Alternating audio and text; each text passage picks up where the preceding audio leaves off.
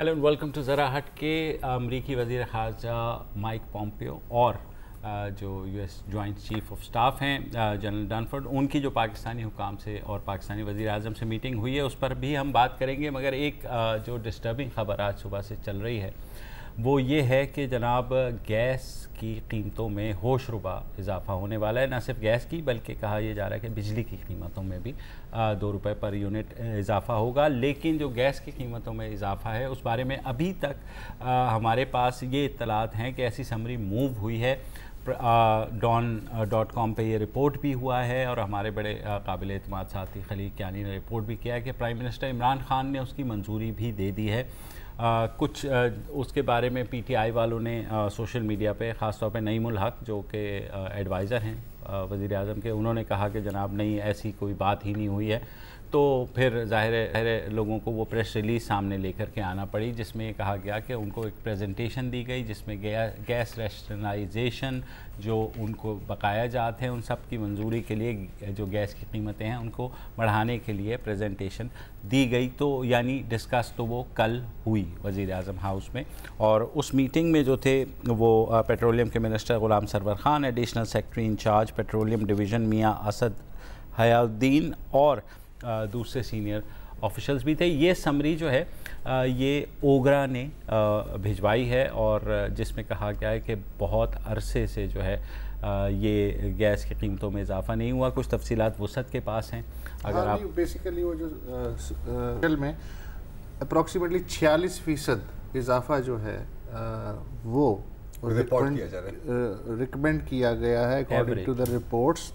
अच्छा, इससे जो कैलकुलेशन निकाल रहे हैं एनर्जी के माहिरीन वो ये है कि अगर 46% इजाफा भी होता है तो अच्छा, हमारे साथ खुर्रम हुसैन मौजूद हैं तो हम उनसे भी पूछेंगे कि 46% अगर इजाफा होता है तो उससे जो घरेलू सार्फिन का जो बिल है उसमें 186% कैसे इजाफा हो जाएगा, और जो कमर्शियल है उस के बिल में 27 से 31% इजाफा कैसे हो सकता है अगर 46% कीमत ओवरऑल बढ़ती है जैसा कि ख़बर पे बताया गया है। यानी कि वो खबर में नहीं। अच्छा, फिर ये है कि सार्फिन की जो तादाद है, ओगरा की जो 2016-17 की रिपोर्ट है, ओवरऑल सार्फिन की जो पाकिस्तान में तादाद है वो तकरीबन 86 लाख के करीब बताई गई है जो गैस कंज्यूमर्स हैं।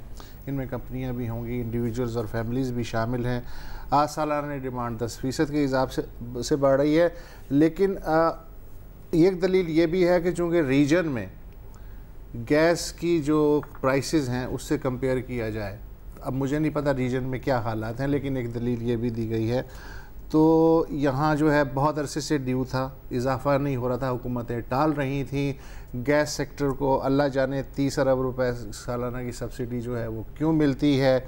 और सुई नॉर्दर्न बकौल एक रिपोर्ट के 629 रुपये फ़ी MBTU ख़रीदती है और आगे 399 रुपये में बेचती है, यानी फ़ी यूनिट 230 रुपये का खसारा जो है पता नहीं कब से उठाया जा रहा है, क्यों।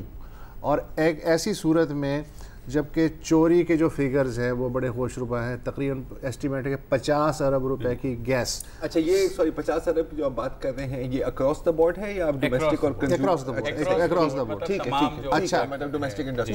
उससे भी बड़ा प्रॉब्लम ये है कि कैच 22 सिचुएशन है कि जो दो बड़ी कंपनियां हैं सुई सदर्न और सुई नॉर्दर्न, उनके सारिफीन पे जो पैसे निकलते हैं, जो पैसे दिए ही नहीं, वो हैं तकरीबन 368 अरब रुपए।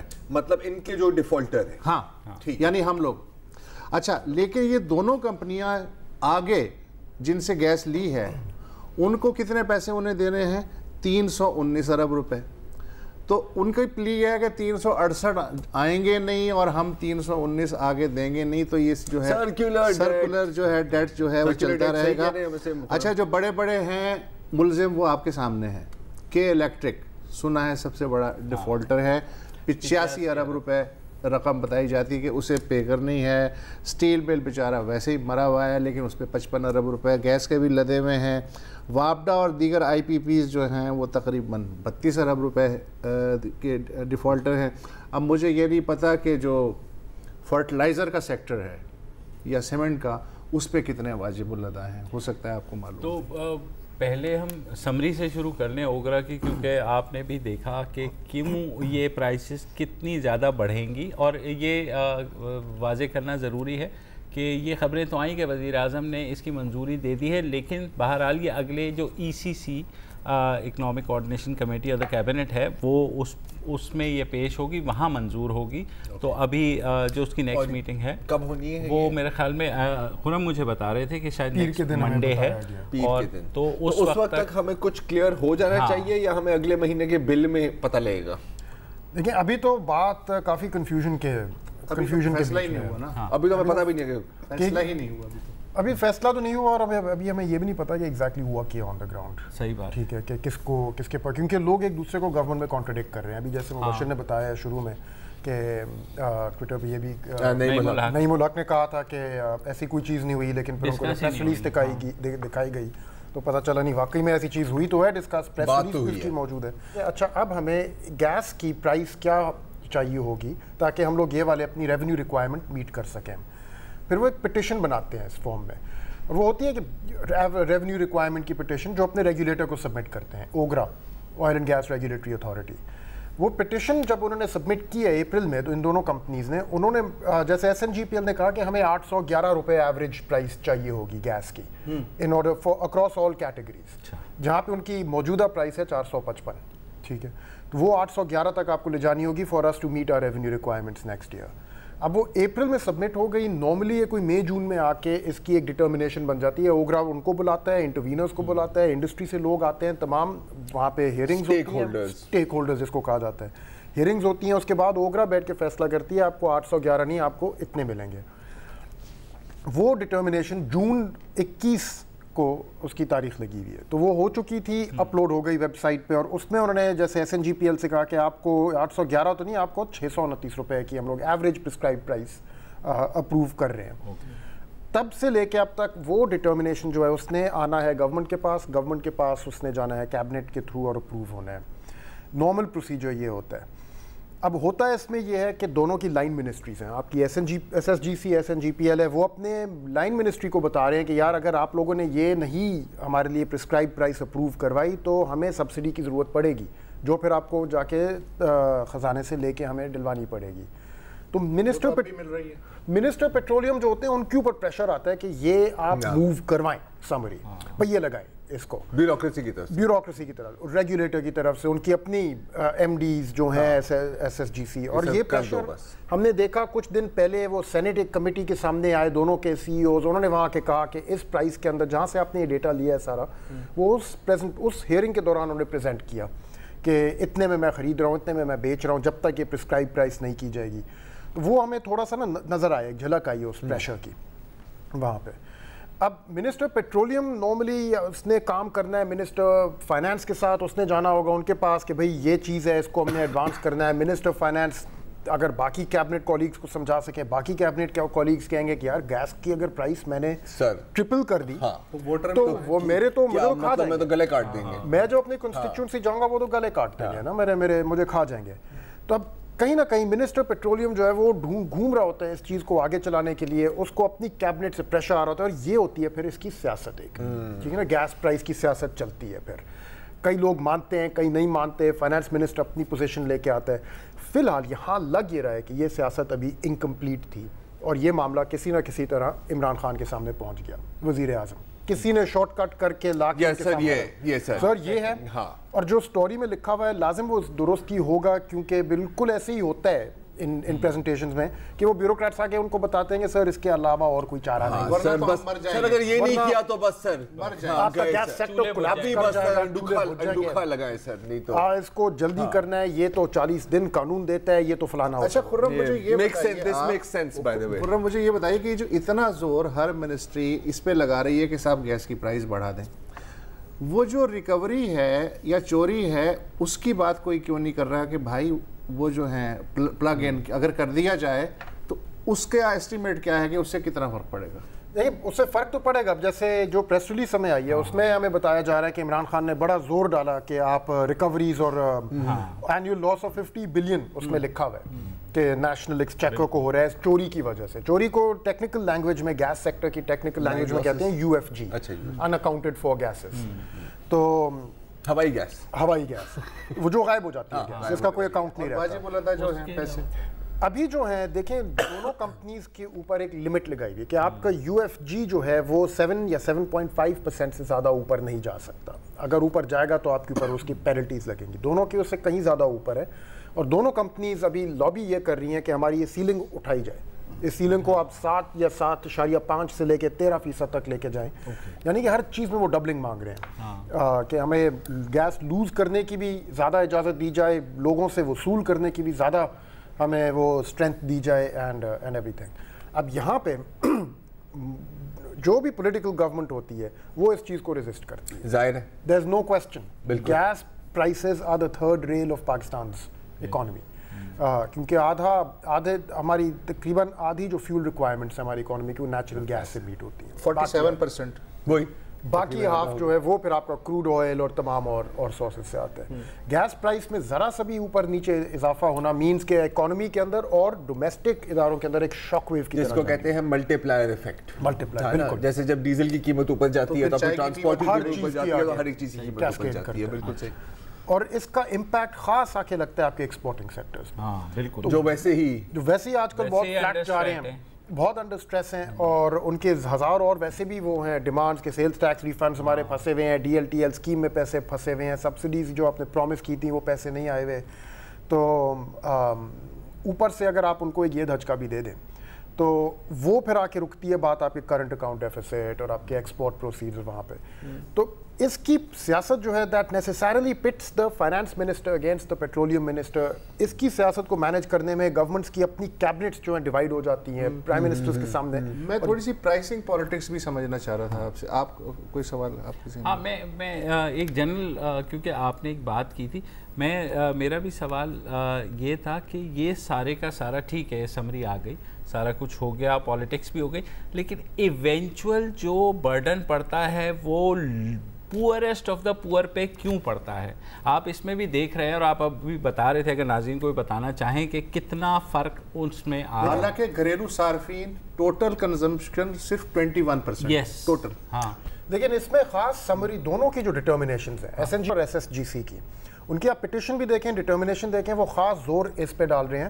ناٹ اونلی دیٹ, وہ ڈال رہے ہیں سب سے چھوٹا جو کنزیومر ہے آپ کا, کہہ رہے ہیں کہ اس کی قیمت آپ نے, یہ جو بندہ ہے نا یار غریب, یہ جو قیمت دن میں جو 2 کپ چائے بناتا ہے, ایگزسٹنگ سیلز جیسے جو less than 100 cubic meters per month consume کر رہا ہے, سب سے چھوٹا جو آپ کو ویسے ہی مرا ہوا ہے, اس کو اور مارنے سے کیا فرق پڑتا ہے؟ اس کی ایگزسٹنگ سیل پرائس ہے 110 units, 110 rupees per M M B T U, اور ریوائز پرسکرائب پرائس جو وہ مانگ رہے ہیں وہ کہہ رہے ہیں 314 پہ لے کے جائے, 110 کو 314 پہ, تو تقریباً لگ بھگ ٹرپل ہو گئی آپ کی پرائس. اچھا, اس کے علاوہ کچھ لاڈلی صنعتیں ہیں اور کچھ سوتیلی صنعتیں, اس پہ بھی میں بات کرنا چاہوں گا ایک وقفے کے بعد.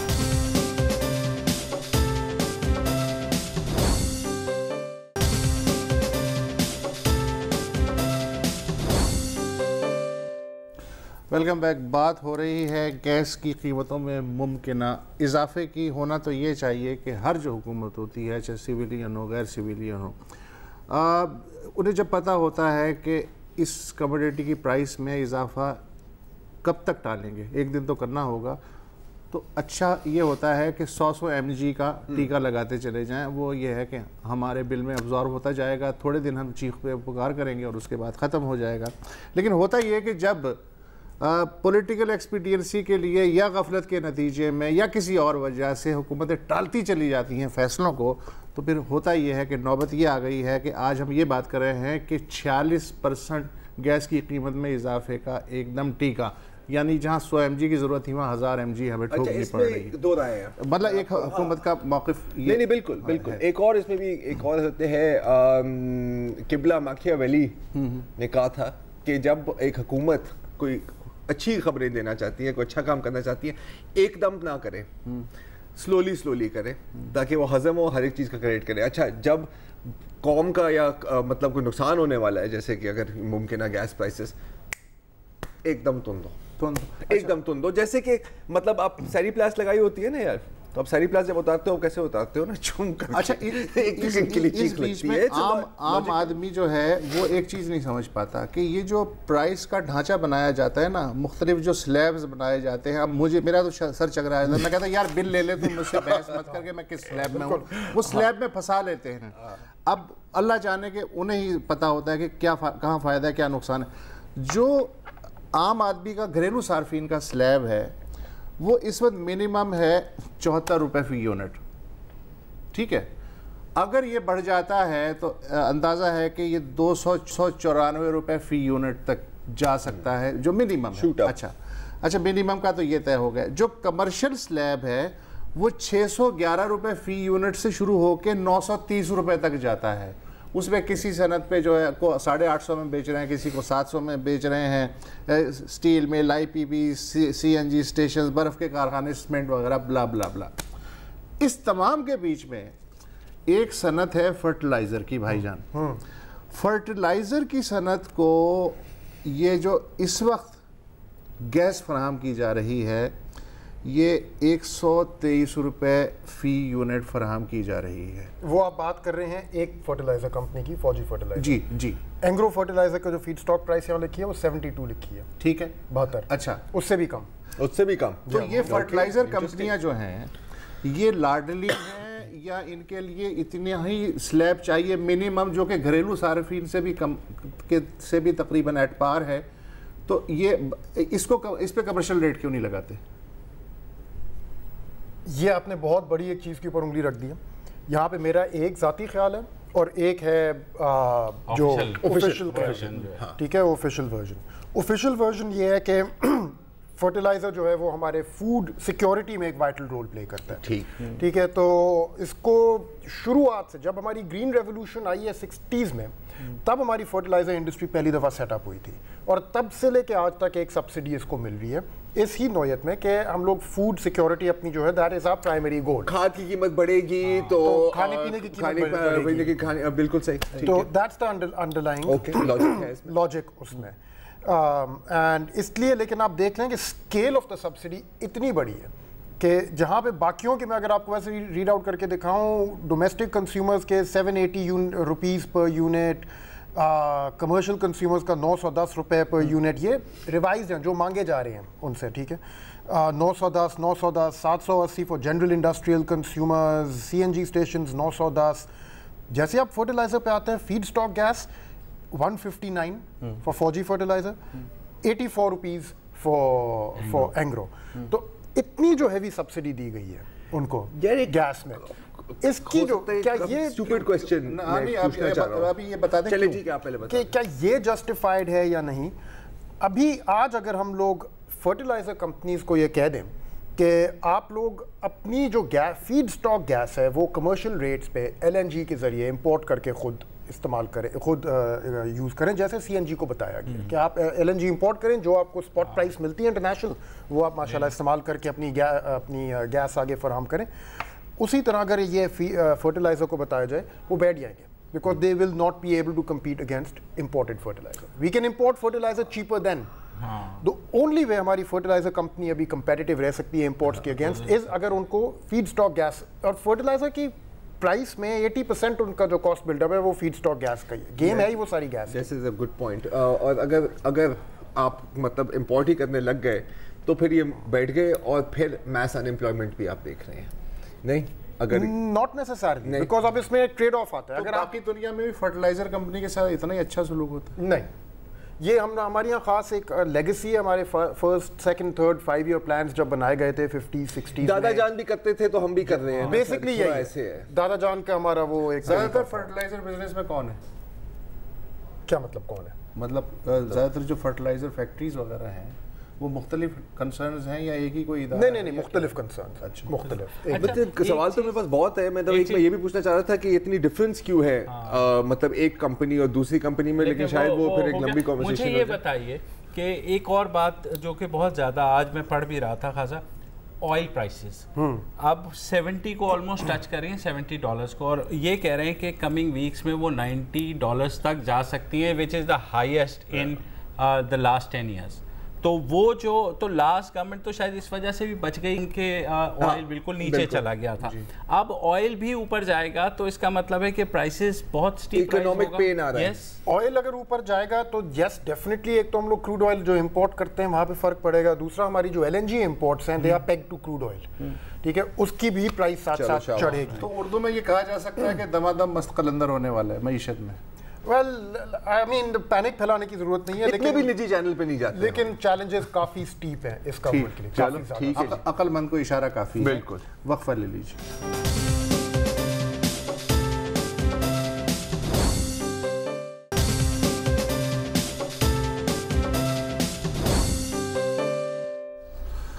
آج امریکی وزیر خارجہ مائک پومپیو اور امریکہ کے chairman joint chief of staff committee general Joseph Dunford اور آپ کے دوست زلمے خلیل زاد سمیت ایک چھوٹا سا جو امریکی وفد ہے, چھوٹا سا لیکن اہم امریکی وفد اسلام آباد پہنچا 5-6 گھنٹے کے لیے, اس لیے کہ انہیں پھر وہاں سے دلی بھی جانا تھا. راستے میں پیٹرول جب وہ طیارے میں تھے تو جو پومپیو صاحب تو ان کے ساتھ صحافی بھی سفر کر رہے تھے, تو انہوں نے کہا جی کیا آپ دیکھتے ہیں؟ انہوں نے کہا جی نئی حکومت ہے, نیا پاکستان ہے, تو ہم ان کے ساتھ تعلقات ری سیٹ کرنے جا رہے ہیں. ٹھیک ہے.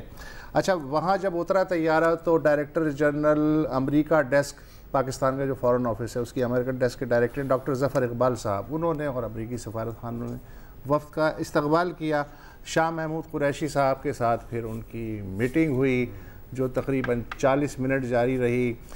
اس کے بعد شیڈیول میں یہ تھا کہ الگ الگ شاید میٹنگز ہوں گی, GHQ جائیں گے اور پرائم منسٹر ہاؤس جائیں گے, لیکن وہ پھر ٹائم کی چونکہ کمی تھی یکجا کر لی گئیں میٹنگز.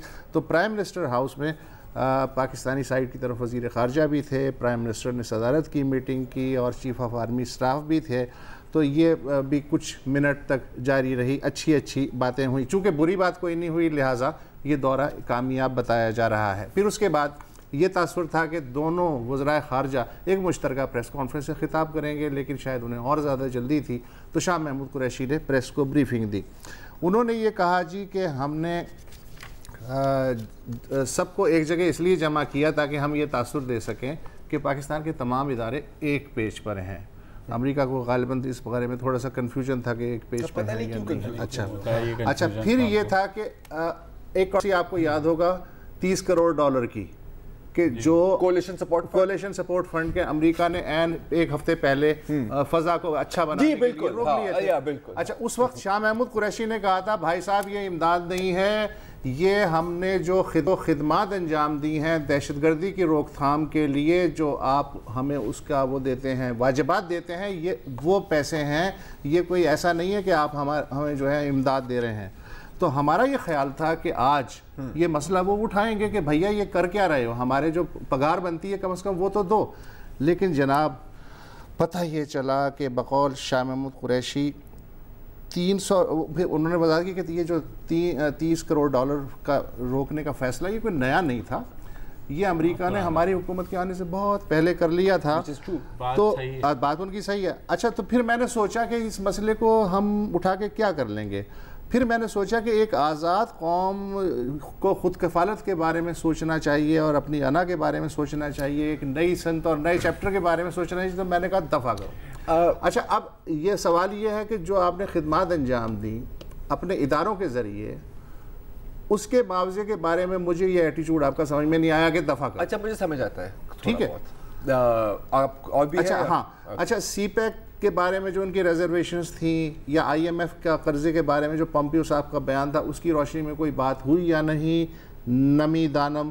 البتہ یہ قریشی صاحب نے کہا کہ میں اب سب سے پہلا جو بیرون ملک دورہ کروں گا وہ کابل کا کروں گا. دیکھیں اوورآل یہی آیا ہے کہ بڑی روزی پکچر پیش کی ایز اف کہ جو ہے بہت جیسے ڈپلومیٹک لینگویج ہوتی ہے, ٹاکس ور ہیلڈ ان کورڈیل ایٹماسفیئر بلا بلا بلا, تو اس میں یہ سارے سوالات بار بار آ رہے ہیں کہ آپ نے, اور خاص طور پہ جب پومپیو صاحب واپس جا رہے تھے دلی, اور پریس کانفرنس کبھی بھی شیڈیول نہیں تھی ان کے شاہ محمود قریشی کے ساتھ جو ان کی آئٹنری تھی, تو جب واپس جا رہے تھے تو انہوں نے طیارے میں بات کی اور انہوں نے پھر وہی چیز دہرائی جو کہ we want them to do this, we want them to do that. اچھا میں نہیں خیال کہ کوئی اتنی عجیب بات ہے, اور میں آپ کو بتاتا ہوں کہ میری نظر میں یہ عجیب بات کیوں نہیں ہے. کون سی؟ یہی کہ کولیشن سپورٹ فنڈ پہ بات نہیں کی, جو آپ شاہ محمود کا بھی بتا رہے تھے نا. یار دیکھو, میں آپ کے گھر جا رہا ہوں اور میں کہتا ہوں کہ جی میرے کو وسعت مطلب ہے تو بڑا اچھا بندہ, لیکن کچھ ہمارے اختلافات ہیں اور میں ان کو کلیئر کرنے آ رہا ہوں, اور آنے سے پہلے میں مطلب اعلان کر دوں کہ یار اس سے زیادہ بڑا خبیث تو کوئی ہے ہی نہیں, اور میں نے جو اس کے پیسے دینے ہیں میں نے دینے ہی نہیں. ٹھیک ہے, گریٹ کانفیڈنس بلڈنگ, سفارت کاری کوئی سیکھے تو امریکنوں سے سیکھے. اچھا دوسرا کہ آپ اپوائنٹ کن کو کرتے ہیں فار افغانستان؟ زلمئی خلیلزاد. زلمئی خلیلزاد کون ہے؟ وہی شخص جن کو مطلب جن کو پاکستان سے اتنا پیار ہے کہ شاید مطلب نریندر مودی کو نہ ہو, ان دا سینس کہ آپ ان کے کوئی بھی اسٹیٹمنٹ پڑھ لیں. former US ambassador supports tough line on Pakistan. ان کا اپنا article, it's time to end Pakistan's double game. فائٹف جب ہوا تو وہ بلے بلے مطلب ڈڈی پا رہا ہے. ایمبیسڈر کابل میں ثالثی کروائیں گے, ثالثی کرائیں گے نا سر, اس سے تو بہتر کوئی بندہ ہے ہی نہیں. ایک اور بھی وجہ ہے, لیکن میرے خیال بریک لینا چاہ رہے ہیں, بریک لینا.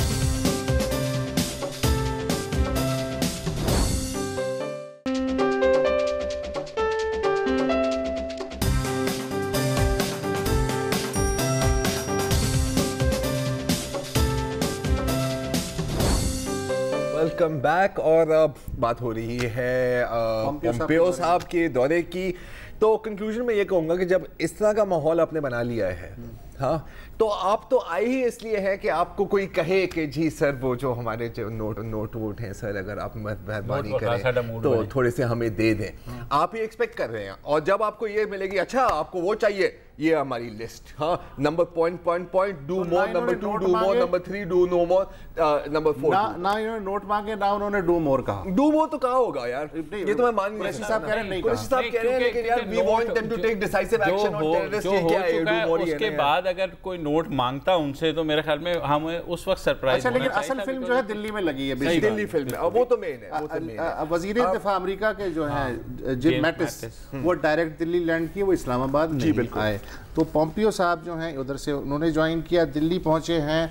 2+2 ٹاکس جو ہیں وہ کل سے شروع ہوئے. 2+2 کا مطلب یہ ہے کہ 2 وزرائے دفاع کے درمیان اور 2 وزرائے خارجہ کے درمیان, اور ایجنڈے میں بڑی بڑی چیزیں ہیں. ڈیفنس ٹیکنالوجی کا ایک معاہدہ ہے, اور تقریباً $18 بلین کے چھوٹے چھوٹے سودوں سمیت. تو ظاہر ہے کہ نہیں, ظاہر ہے, دیکھو یار کوئی اگر سمجھ رہا تھا, ہاں, اگر کوئی مطلب پچھلے 20 سالوں سے کسی کنویں میں رہ رہا ہے اور اس نے دنیا کے بارے میں کوئی خبر نہیں آئی اس کے پاس, ہاں بس لوگ آتے ہیں پانی نکالتے ہیں کنویں سے, وہ کہتا ہے کیا حال ہے, تو وہی حیران ہوں گے کہ اس میں کوئی بریک تھرو نہیں آئی. ٹھیک ہے, بریک تھرو آنی ہی نہیں تھی. یو ایس کی اسٹریٹجک الائنس ہے آپ کی انڈیا کے ساتھ, دونوں چاہتے ہیں چائنا کو کنٹین کرنا, ہم چائنا کے کیمپ میں ہیں, یا the writing has been clear for a very long time. میں جانا چاہتا ہوں کابل. اب دیکھنا, اب کابل جانے سے پہلے صرف ایک ہے جو اڑچن ہے انڈیا کے اور امریکہ کے درمیان, وہ ہے ایران کا تیل. وہ سب سے بڑا امپورٹر جو ہے ایرانی تیل, انڈیا اسی سے خریدتا ہے. نومبر میں پابندیاں لگنے والی ہیں. اب انڈیا کو ایکسیپشن ملتی ہے ان پابندیوں سے یا نہیں, یہ بہت بڑا پرابلم بننے جا رہا ہے. اچھا, اور ایکسیپشن کی اگر ملتی ہے تو اس کے ایکسچینج میں دینا کیا پڑے گا, یہ بھی ایک سوال ہے اپنی جگہ. یہ تو آنے والا وقت ہی بتائے گا. کابل چلتے ہیں یار. کابل میں جیسے آپ کو پتا ہے کہ جنرل جان ڈبلیو نکلسن چلے گئے ہیں, جو یو ایس کمانڈر تھے افغانستان میں. نئے کمانڈر صاحب آئے ہیں جنرل اسکاٹ ملر. آتے ہی اسکاٹ ملر کو جا کے تعزیت کرنی پڑی. کس چیز کی؟ کیونکہ ایک امریکن فوجی کو انسائڈر اٹیک میں مارا گیا. انسائڈر اٹیک کی اور ڈیٹیل نہیں دی, لیکن اکثر اس کا مطلب یہی ہوتا ہے کہ اس کے کسی افغان اتحادی نے اس کو اڑا دیا, اور یہ اکثر ہوتا رہتا ہے. ٹھیک ہے, آؤٹ گوئنگ جو کمانڈر تھا جنرل جان نکلسن, اس نے کیا کہا ہے جاتے ہوئے, اس نے کہا کہ جی it is time for this war to end, اور طالبان کو کہا کہ please stop killing your fellow Afghans. اچھا یار 2018 مطلب بھی یار کیا کس دور میں ہم رہتے ہیں کہ یہاں جنگیں اور نیگوسیشنز بھی ٹویٹر پر ہو رہی ہوتی ہیں. ہاں, مطلب آپ کو ایگزامپل دیتا ہوں, آپ نے یہ دیکھا تھا ذبیح اللہ مجاہد, तालिबान के तर्जुमान अफगान तालिबान के तर्जुमान जब ये जनरल निकलसन जा रहे थे तो उन्होंने अंग्रेजी में अपना एक रिएक्शन पोस्ट किया ट्विटर पर। रिएक्शन क्या था, उस स्क्रीन पर भी आप देख सकते हैं कि जी ये जो नया कमांडर आएगा ये भी उसी तरह हारेगा जैसे बाकी सारे यूएस कमांडर हारे हैं। ये मुजाहिदीनों की जमीन है, हम कभी सरेंडर नहीं करेंगे और general Miller shall be witness to a series of failures and disappointments just like general Nicholson.